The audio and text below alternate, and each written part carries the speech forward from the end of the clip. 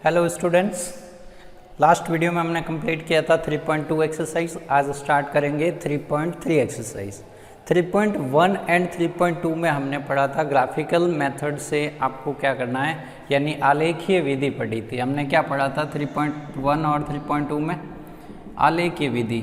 आलेख का मीन्स होता है ग्राफ। आलेखीय विधि से हल किस विधि से किया था? आलेखीय विधि से हल। और 3.1 में तो हमने सिर्फ आलेख बनाना सीखा था, उसमें हल की कोई बात नहीं थी। लेकिन 3.2 में हमने क्या किया था? आलेखीय विधि से हल ज्ञात किए थे। अब हम करेंगे नया मेथड है। कौन सा मेथड है?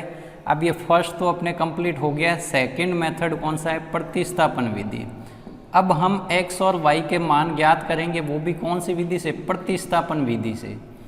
तो प्रतिस्थापन विधि क्या है? इसके नाम से ही पता चलता है। प्रतिस्थापन यानी एक किसी वेरिएबल के मान को दूसरी जगह प्रतिस्थापित करना, यानी वहाँ पे रख देना। इसका मतलब क्या हुआ?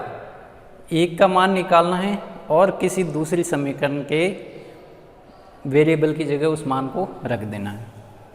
अब आपके पास ये दो समीकरण है। ये पहली समीकरण है, दो समीकरण है। कैसी समीकरण है? रेखिक समीकरण है। रेखिक समीकरण का क्या है? युग्म है। युग्म का मीन्स इसमें दो समीकरण है। अब क्या करें? अब ये दोनों समीकरण है, इसमें से आपको एक समीकरण में से एक वेरिएबल की वैल्यू निकालनी है, उसको अलग से करके। कैसे करेंगे? अब यहाँ देखें, मैं समीकरण 2 से क्या करता हूँ? x का मान निकालता हूँ। x का मान वैसे जैसे आपने किस में निकाला था?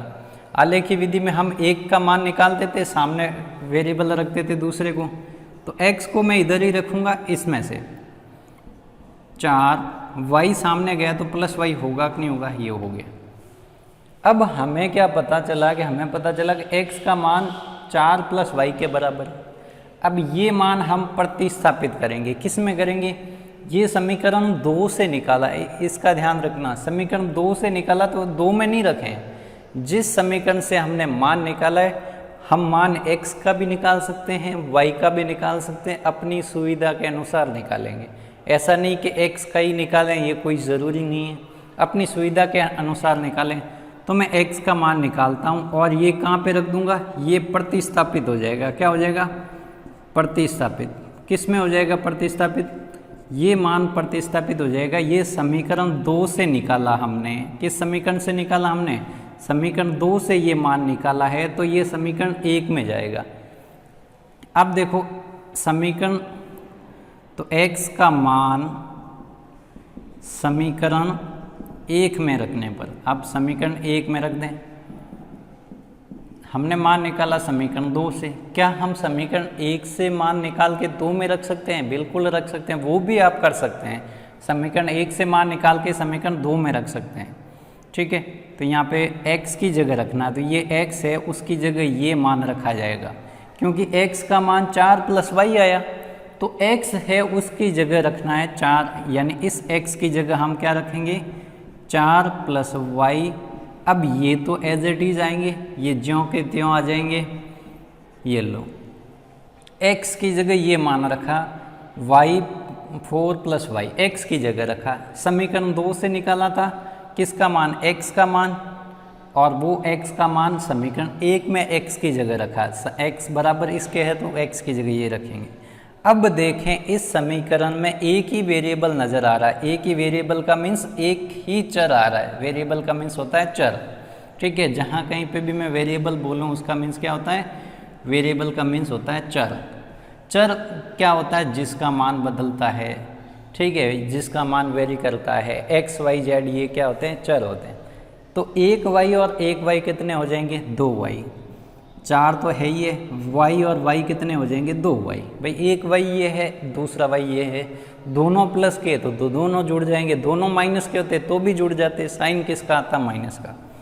अब देखें, ये लो, अब क्या करेंगे? 4 को सामने भेज दें। 4 को मैंने सामने भेजा, अभी सामने क्या है? 14 है। 4 सामने जाएगा तो ये धनात्मक है, सामने जाके ऋणात्मक हो जाएगा, ये 10 हो गया। y = 10/2 कितना हो जाएगा? y का मान हो जाएगा 5। y का मान कितना हो जाएगा? 5। अब हमने y का मान निकाल दिया है, x का मान निकालना है। क्योंकि हमारे पास रेखिक समीकरण क्या थी, x और y के वेरिएबल थे, यानी x और y चर थे।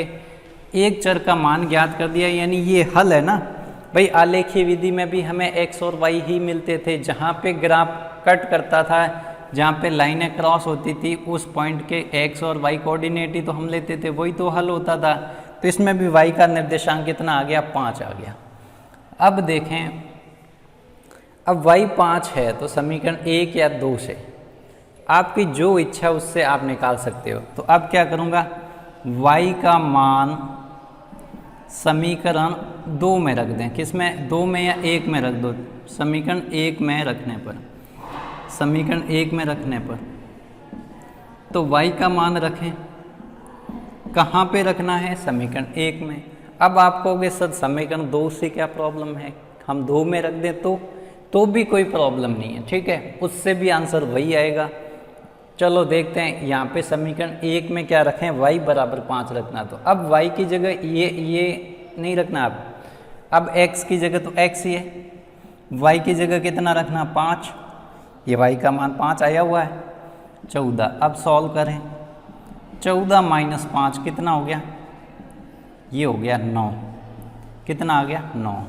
तो अब आपके हल क्या आया, अतः तो हल क्या आ गए, ये एक तो x का मान ये आ गया और y का मान कितना आ गया, 5 आ गया। अब आपको ये चेक करना है कि आपका आंसर सही है कि नहीं है। तो x का मान कितना है, यहाँ पे रखो 9, और y का कितना है, 5। 9 प्लस 5 कितना होता है, 14 होता है। इसमें भी चेक कर लो, 9 और 5 माइनस करो, कितना आया, 4 आया कि नहीं है। आपका आंसर बिल्कुल राइट है, इसमें कोई नहीं कह सकता ये रॉन्ग है। तो ये विधि थी प्रतिस्थापन, नाम जैसा वैसा काम किया, प्रतिस्थापित किया। अब आप कहेंगे सर हम यहाँ से वैल्यू x की निकाल के इसमें रख देते तो भी वही आंसर आते। आप यहाँ से x बराबर y को सामने भेजते, फिर आपके यही मान आते, क्या, यही मान आपके आते, ठीक है। तो ये आपका पहला क्वेश्चन था, और इसमें आपने क्या सीखा, इसमें सीखा है प्रतिस्थापन विधि से रेखीय समीकरण युग्म के हल ज्ञात करने सीखे। क्या सीखे, रेखीय समीकरण युग्म के हल ज्ञात करने सीखे। अब देखें, फर्स्ट का ही सेकंड क्वेश्चन है, क्वेश्चन नंबर अपने फर्स्ट था उसका ही सेकंड क्वेश्चन है, ठीक है। इसमें क्या करना, वही प्रतिस्थापन विधि आपको काम में लेनी है। ये पहली समीकरण, ये दूसरी समीकरण, ठीक है। या दूसरी समीकरण को चलो मैं इधर लिख देता हूँ,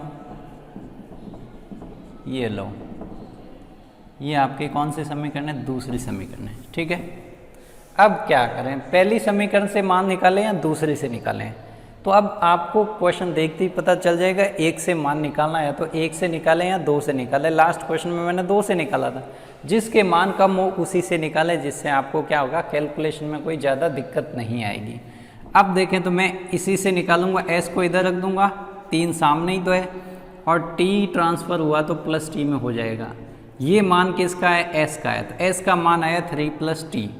अब ये समीकरण 1 से मान निकाला, ये s का मान कहाँ रखना है, इस समीकरण 2 के s में रखना, क्योंकि s का मान ये है, तो ये 1 से निकाला है तो किस में रखना है, 2 से। तो क्या लिखूंगा, s का मान समीकरण 2 में रखने पर, 2 में रखें, ये लो, s का मान 2 में रखा, 3 + t/3। अब देखें, अब आपकी कैलकुलेशन स्ट्रांग है तो आपको क्वेश्चन करने से कोई नहीं रोक सकता है, ठीक है। वीक है तो अपनी तैयार करें, अच्छी बनाएं। अब ये कैसे सॉल्व करोगे, ऐसे नहीं कि 3 से 3 कट कर लोगे। कुछ प्रजाति के बालक है जो ऐसा कर लेते हैं, ठीक है, ऐसा आपको नहीं करना है। पहले क्या करना है, ये भी एक भिन्न है, दूसरी ये भी एक भिन्न है। जब भी भिन्नों की जोड़ बाकी आती है तो हम क्या करते हैं, एलसीएम लेते हैं, यानी लसप लेते हैं, ठीक है। तो अब 3 और 6 का लसप क्या आएगा, यानी 3 और 6 के पाड़े में कॉमन कौन आता है, 6 आता है। 3 और 2 के पाड़े में कॉमन कौन आता है, 6 आता है। तो अब इनका लसप कितना हो गया, 6, ठीक है। आपको कुछ नहीं करना होता, बड़े नंबर की टेबल बोलनी स्टार्ट करनी है। बड़ा नंबर 3 है, क्या 3 में 2 का भाग जाता है, नहीं जाता है, तो 3 उसका लसप नहीं हो सकता। अब 3 के आगे टेबल में कौन आता है, 6, तो फिर 6 का देखें तो ये तो उसकी टेबल में ही है, तो यानी उसके पार्ट में तो भाग जाएगा ही जाएगा। 2 का देखें, 2 का भाग 6 में जाता है कि नहीं जाता, 6 में जाता तो लसअप क्या हो जाएगा 6। अब देखें 3 का भाग 6 में 2 कितनी बार जाता है, 3 का भाग 6 में 2 बार जाता है। तो इसको गुणा किससे करना है, 2 से, तो इसको गुणा कर देना है 2 से। फिर बीच में प्लस है तो प्लस 2 का भाग 6 में कितनी बार जाता है, 2 का भाग 6 में 3 बार जाता है। तो इसको किससे गुणा करेंगे, 3 से, 3 गुणा टी। अब ये 6 सामने है तो ये 6 सामने ही है। आप ऐसा मत सोचना कि इस 6 को मैं नीचे लेके आया हूँ, ऐसा कहीं कुछ नहीं किया। मैंने 3 और 6 का क्या किया, एलसीएम लिया यानी लसअप लिया। अब देखो ये ब्रैकेट ओपन होगा तो ये मल्टीप्लाई होंगे यानी गुणे होंगे। 3 और 2 का गुणा 6, 2 और टी का गुणा 2t, 3 और टी का गुणा 3t, अपॉन में 6। अपॉन वाला 6 अब क्या करें, सामने गुणा में भेज दें। अपॉन वाला यानी जो भाग में होता है वो कहाँ जाता है, सामने गुणे में जाता है। तो सामने इस 6 के साथ गुणे में चला गया। 2t और 3t कितना हो गया, 5t हो गया, कोई प्रॉब्लम नहीं है। अब 6 6 हो गया 36। अब इधर जो 6 बचा है ये वाला प्लस, चलो एक बार लिख देते हैं 5t। अब 36, इस 6 को सामने पक्षांतरण करेंगे तो -6 होगा कि नहीं होगा। ये 36 - 6 कितना हो गया, 30 हो गया। अब t बराबर कितना हो जाएगा, 30। अब t का मान ज्ञात करना, तो t के गुणे में 5 है, उसको कहाँ भेजेंगे, गुणे वाला कहाँ जाएगा, सामने भाग में। तो ये भाग में चला गया तो t का मान कितना आ गया, 6 आ गया। अपने को ये जो अज्ञात है s और t, इनके ही मान ज्ञात करने, इनके मान को ही क्या कहते हैं, हल कहते हैं। तो अब देखें t का मान आपको मिल गया 6। अब वही प्रोसेस करना है, या तो इस t का मान इसमें रखें या फिर इसमें रखें। आपको जिसमें सरल लगता है उसमें रखें। तो इसमें तो सरल होगा नहीं, इसी में रख दें। तो अब क्या करें, t का मान समीकरण 1 में रख दो। किस में रख दो, 1 में रखने पर ये रख दिया मैंने, 1 में रख दिया। t का मान 6 रखना है, यहाँ पे रखा मैंने s माइनस t का मान, यानी t की जगह अब मैं क्या रखूँगा, 6 रखूँगा। ये साइन है तो एज इट इज साइन आएगा, ठीक है। मान लो यहाँ पे माइनस होता कोई नंबर तो यहाँ पे ब्रैकेट बना के माइनस करते, फिर उसको सॉल्व ब्रैकेट ओपन करते। ये लो, अब क्या करना है, -6 सामने जाएगा, +6 हो जाएगा। अब ये कितना हो गया, 9। s का मान कितना मिला, ये आपका s है ना कि 5 है, तो s का मान कितना मिला, 9 मिला। t का मान कितना मिला, 6 मिला। अतः इन रैखिक समीकरण युग्मों के हल क्या है, s बराबर तो आपका 9 है, t बराबर क्या है, 6 है। चेक करना है आपका आंसर राइट है कि रॉन्ग है, दोनों में से एक समीकरण में रख दो। s का मान मैंने यहाँ 9 रखा, t का मान मैंने यहाँ 6 रखा। 9 - 6 कितना आंसर आया, 3। 3 आ रहा है सामने, तो आपका आंसर राइट है। आप इसमें भी रख के चेक कर देना, वो भी कितना आएगा, 6 ही आएगा। देखो s का मान मैं 9 रखता हूँ, यहाँ 9 रखा, 9/3 ये लो। यहाँ पे t का मान कितना रखा, 6 रखा। अब इसको सॉल्व करो, 9/3 कितना हो गया, 3। 6/2 कितना हो गया, 3। 3 + 3 कितना हो गया, 6। आंसर कितना आ रहा है, 6। तो आप आसानी से अपना आंसर भी चेक कर सकते हो, ठीक है। तो ये था दूसरा क्वेश्चन। अब देखें तीसरा क्वेश्चन क्या है जो आप खुद करेंगे। तो तीसरा क्वेश्चन आपके होमवर्क में है। वैसे सेकंड भी होमवर्क में ही देने वाला था, फिर मैंने भिन्न वाला था तो करवा दिया। अब ये आपको होमवर्क में है, करना है, और आंसर आपको खुद से ही चेक करने हैं, ठीक है। आप खुद चेक कर सकते हो वैल्यू रख के। तो ये आपके तीसरा क्वेश्चन है जिसको आपको सेल्फ सॉल्व करना है, ठीक है। अब फोर्थ मैं करवा देता हूँ, फिफ्थ भी मैं करवाऊँगा, सिक्स्थ भी करवा दूँगा, ठीक है। अब देखें नेक्स्ट क्वेश्चन देखें, इसमें पॉइंट्स में आ रखे हैं 0.2x, 0.3x।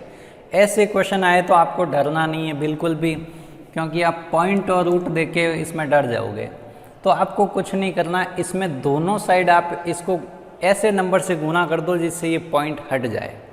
इन दोनों साइड में ऐसे नंबर से गुणा करूं, क्योंकि अगर आप दोनों साइड किसी समीकरण को कोई गुणा करते हो, भाग करते हो, जोड़ते हो, घटाते हो, दोनों साइड एक ही ऑपरेशन करते हो, एक ही नंबर से करते हो, तो उस समीकरण में कोई फर्क नहीं पड़ता, ठीक है। तो अब मैं किससे गुणा करूं कि ये पॉइंट हट जाए, तो किससे करूँगा, सीधी सी बात है, पॉइंट हटाना, 1 के बाद पॉइंट है तो 10 से करूँगा, 2 के बाद पॉइंट है तो 100 से करूँगा। तो क्या करूँगा, समीकरण 1 व 2 के दोनों पक्षों में किससे गुणा कर दूंगा, 10 से गुणा करने पर, 10 से गुणा कर देते हैं।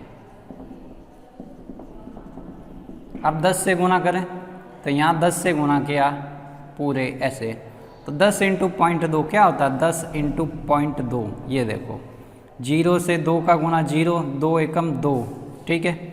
अब पॉइंट कहाँ लगेगा, तो 1 के बाद पॉइंट है तो यहाँ 1 के बाद पॉइंट है, तो यानी 10 को 0.2 से गुणा करते हैं तो क्या आता है, 2 आता है, क्या आता है, 2 आता है। तो अब ये कितना हो गया, 2x हो गया। 0.3 को करोगे तो 3x हो जाएगा, 3x है, यहाँ पे y है तो y हो जाएगा। अब इधर करोगे 1.3 से तो ये कितना हो जाएगा, 1.3 इंटू 10, तो ये कितना हो गया, 0, 3 1 जा 3, यहाँ पे 0 1 1 जा 1, ये देखो 1 के बाद पॉइंट, 1 के बाद पॉइंट, कितना आया 13, यानी 13 आ जाएगा।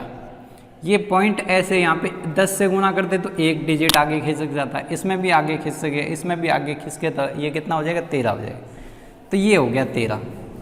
अब देखो थोड़ा अच्छा लग रहा है, ये कि ये चीज़ सामने भी करेंगे, इधर भी करेंगे 10 से, तो ये 4, यहाँ पे x लिखना रह गया था, 5y, और ये कितना हो गया 23, ठीक है। अब हो गया। अब क्या करेंगे, अब 1 से मान निकालेंगे, तो दोनों में से गुणांक किसका कम है वही करें, तो दोनों में से गुणांक x का कम है, तो 2x को इधर रखेंगे, 3y सामने चला जाएगा, प्लस का 3y ये सामने गया, माइनस का 3y, 13 अभी भी प्लस का है, x का मान कितना है 13, 3y अब बटा 2, ये x का मान है। अब x का मान किस में है, y की फॉर्म में है, x का आपको रिजल्ट नहीं मिला है, ये x का मान y की फॉर्म में, तो ये मान कहाँ पे पुट करना है, ये मान सीधा सीधा पुट करना है आपको समीकरण 2 में। तो इसको अभी समीकरण 3 लिख देते हैं, ये समीकरण होगी आपकी 4, ठीक है। तो क्या करेंगे, समीकरण 4 में x का मान रखने पर, x का मान रख दो, तो यहाँ पे x का मान है क्या, x का मान ये है, तो इसको है ना ब्रैकेट बना के रखो, देखो ऐसे 13 माइनस 3y अपॉन 2, ये मैंने x की जगह रखा, देखो 4 की जगह 4 है, x की जगह ये पूरा मान है तो पूरा मान रखा, 5y बराबर 30। क्या कोई दिक्कत है इसमें, कोई दिक्कत नहीं है। अब देखो ये भिन्न है और ये इसके गुणे में है, गुणे में है तो आप इसको कैंसिल कर सकते हो क्योंकि ये इसके गुणे में है, ठीक है। जोड़ में होता है, यहाँ पे अगर कोई नंबर होता तो कट नहीं होता क्योंकि ये जोड़ माइनस की फॉर्म में है, इस भिन्न के गुणे में तो इसको आप कट कर सकते हो, तो ये भिन्न खत्म ही होगी। अब देखो 2 का 13 से गुणा 26, 2 का 3y से गुणा तो 6y, ये 5y बराबर कितना है 23। अब ये माइनस का 6y है, कितना है माइनस का 6y, और प्लस का कितना है 5y है, तो रिजल्ट क्या बचेगा, रिजल्ट बचेगा माइनस का y, माइनस का 1y बचेगा कि नहीं बचेगा, माइनस का 6 प्लस का 5, रिजल्ट माइनस का 1 ही तो बचेगा। भाई माइनस का ज़्यादा है तो इनका अंतर निकाल देंगे, अंतर क्या आया 6 और 5 में अंतर कितना, तो 6 में से 5 को घटा दिया तो कितना मिला 1, तो माइनस वाली वैल्यू ज़्यादा तो माइनस आ जाएगा। अब देखें 1y को हम y ही लिखते हैं क्योंकि 1 सबके साथ गुणा हो जाता है। अब देखें कितना सामने क्या है 23। अब क्या करेंगे, y का मान ऋणात्मक है, क्या है y का मान ऋणात्मक है, और हम जिसका मान निकालते हैं वो खुद तो धनात्मक होना चाहिए, तो हम क्या कर देंगे y को ही सामने भेज देंगे, y को सामने भेज देंगे और 23 को इधर लेके आ जाएंगे, देखो 26 एज इट इज़। 23 अभी किसका है, 23 आपको हो गया ये प्लस का है तो ये इधर आएगा, तो मैं दोनों स्टेप एक साथ ही कर रहा हूँ, ठीक है। 23 इधर आएगा तो ये माइनस 23 हो जाएगा, माइनस y सामने चला जाएगा तो प्लस y होगा कि नहीं होगा। अब देखें 26 माइनस 23 कितना आया 3, यानी y का मान कितना आ गया, y का मान 3 आ गया, y का मान कितना मिल गया मेरे को 3। अब ये y का मान समीकरण 4 या समीकरण 3 में रख दो। क्या हम समीकरण 1 और 2 में रख दे तो भी आंसर आ जाएगा, क्योंकि ये दोनों रूपांतरित समीकरण है। ये इसे रूपांतरित किया है, ये दोनों चीज़ें एक ही है। ठीक है, अब देखें y का मान, तो y का मान ये, इसके बाद y का मान समीकरण किस में रख दें, आपको तो 3 पे रख दें। समीकरण 3 और 4 में रख सकते हैं। 3 में रखने पर रखें y का मान कितना आया 3, तो 2x, y का मान कितना है 3 और y की जगह रखेंगे 3, कितना आया 3 3 9 13 माइनस 9 कितना आया 4, और ये 2 गुणे में जो कहाँ चला जाएगा भाग में, तो कितना आया x का मान आया 2। अब चेक करें अपना आंसर क्या ये राइट है या रॉन्ग है, तो राइट रॉन्ग चेक करने के लिए इसमें रख दें। कितना है x का मान रखना है, x का मान आपको 2 मिला है तो 2 गुना 2 3, y का मान कितना मिला 3 मिला, ये रहा 3, कितना आया 2 दूनी 4, 3 3 9, कितना आया ये 13 हो गए कि नहीं हो गए। इसमें नहीं रख के इसमें से भी मिस्टेक हो सकती है, इसमें चेक करें क्योंकि हम वहाँ पे इसके अकॉर्डिंग आंसर आएगा। ठीक है, तो उसमें रख दें। देखो तो क्या आया, y का मान 3 रखा तो ये हो जाएगा 15, और ये 2 रखा तो कितना हो जाएगा 8, 15 और 8 कितने हो जाएंगे 23। तो आपका वेरीफाई हो गया आंसर। तो ये आपका 4th क्वेश्चन था। ठीक है,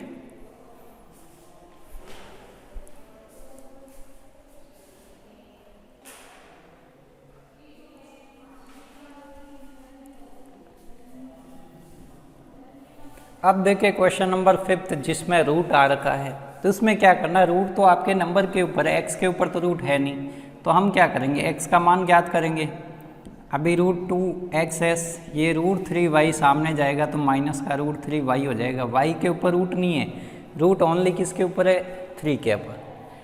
अब देखें x का मान क्या अभी मिल गया, अभी नहीं मिला, तो ये √3/√2 ये भाग में चला जाएगा y के, तो ये y के भाग में चला गया। अब x का मान आपको क्या मिला, x का मान ये मिला √3/√2 माइनस का है, और ये y इसके गुणे में। x का मान किसके पदों में, y के पदों में।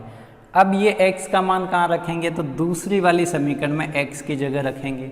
ठीक है, तो समीकरण x का मान समीकरण 2 में रखने पर 2 में रख दें, ये रख दिया मैंने x में, तो √3 था, और x का मान क्या है, ये x का मान है, तो x का मान यानी ये इसके गुणे में है, ये लो माइनस √8y, ये तो एज इट इज आएगा। अब इसमें देखो दोनों y के पद आए कि नहीं है, तो अब आपको y का मान भी मिल जाएगा। ठीक है, अब देखें √3 इंटू √3 कितना हो जाएगा, ये हो जाएगा 3, ये माइनस का √3। अब देखें सामने क्या है 0 है, सामने क्या है 0 है। अब देखें इसको सॉल्व करना तो एलसीएम लेंगे कि नहीं लेंगे, ये भिन्न है तो इसको भी भिन्न बनाएंगे, तो इसको सॉल्व करते हैं। सॉल्व करें तो एलसीएम क्या आ जाएगा, 1 और √2 का एलसीएम क्या आता है, 1 और √2 का गुणा कर दो। एलसीएम अगर आपको नहीं निकालना था इन दोनों का गुणा कर दो। अगर कोई टेबल वाला मामला ही नहीं है, √2 की टेबल आपने नहीं पढ़ी, तो ये क्या करना, आपको इन दोनों का गुणा कर देना। ठीक है, तो अब देखें माइनस √3, अब √2 का √2 में भाग देंगे तो एक बार जाएगा, तो इसको गुणा किससे करेंगे, 1 से करेंगे, तो ये 1 से गुणा हो जाएगा, और इसके गुणे में कौन है, y है ये। √8, 1 का भाग √2 में, तो √2 बाहर जाएगा, तो जब इनका गुणा करते हो तो आपको क्या करना, क्रॉस गुणा कर देना है, तो √8 इंटू √2 कर दो ये। अब देखें -3 और 1 का गुणा -3y, √8 और √2 कितना हो जाएगा, √16 हो जाएगा, कितना हो जाएगा, √16। ठीक है, अभी देखें क्या है, ये भाग वाला इसके साथ गुणे में भेज दो, भाग वाला सामने गुणे में चला गया। अभी √16 कितना होगा, √16 का मान कितना होता है, √16 का मान 4 होता है, 4 का स्क्वायर कितना होता है, तो ये 3y - 4y = ये 0। अब देखो 3y माइनस 4y कितना बचेगा, माइनस वाई। कितना बचेगा, माइनस वाई इक्वल टू 0। अब दोनों साइड में माइनस से गुना कर दूं या वाई, ये माइनस 1 है, इसको इसके भाग में भेज दूंगा, सीधी सी बात है। तो ये क्या, y का मान क्या आ जाएगा, 0 ही आएगा। ठीक है, y का मान क्या है, 0 ही आएगा। अब x का मान निकालें क्या, तो y का मान कहाँ रखना आपको, समीकरण 1 या 2 में रखें। तो y का मान समीकरण, इसमें मैंने क्या किया था, दोनों तरफ माइनस से गुना किया था, ऐसे समझें, या माइनस 1 को भाग में भेजा था। एक स्टेप और कर लेते हैं, ये जो 0 अपॉन माइनस 1, यानी यहाँ पे एक माइनस 1 था, उसको भाग में भेज दिया। तो y का मान कितना है, 0 अपॉन कोई भी नंबर हो तो क्या आता है, 0 ही आता है। ठीक है, y का मान समीकरण 1 में रखने पर, 1 में रख दें, ये रख दिया हमने, कहाँ पे रख दिया, समीकरण 1 में। तो √2x √3 गुणा y का मान 0 है, तो √2x ये कितना हो जाएगा, ये 0 हो जाएगा, इक्वल टू 0। तो x का मान कितना आ जाएगा, 0। अब 0 सामने क्या, 0, ये √2 कहाँ चला जाएगा, √2 चला जाएगा सामने 0 के भाग में, तो इससे भी क्या आ जाएगा, x का मान क्या आ गया, 0। अब एक चीज़ आपने नोटिस की, यानी कि मैंने तो की है, क्या चीज़ नोटिस की है, अब देखो इसमें x का गुणांक है, y का गुणांक है। अभी तक इक्वेशन आई थी उसमें x का गुणांक भी था, y का गुणांक भी था। इसमें आपको नोटिस की होगी तो आपको लगा इसके गुणांक रूट में है, इसके अलावा आपने एक चीज़ नोटिस नहीं की, इसमें अचर पद है क्या, अचर पद इसमें गायब है। लास्ट वाली इक्वेशन में सब में अचर पद थे, सामने कुछ ना कुछ वैल्यू थी, या इस साइड भी हो, लेकिन अचर पद कौन, जिसके गुणा में x या y हो। तो इन दोनों समीकरणों में अचर पद नहीं है, क्या नहीं है, अचर पद नहीं है, अचर पद है ही नहीं मौजूद। जितने भी पुराने क्वेश्चन थे सब में अचर पद थे, आप देख लेना, लेकिन इसमें अचर पद नहीं है। अब अचर पद नहीं होते तो हल क्या आते हैं, x और y के 0 ही आते, तो दोनों के आंसर क्या है, 0, क्योंकि अचर पद है ही नहीं, सामने कोई मान 0 ही रहेगा, तो आप उसको कितने से ही भाग दे दो, कुछ भी उसमें जोड़ तो हम सकते नहीं।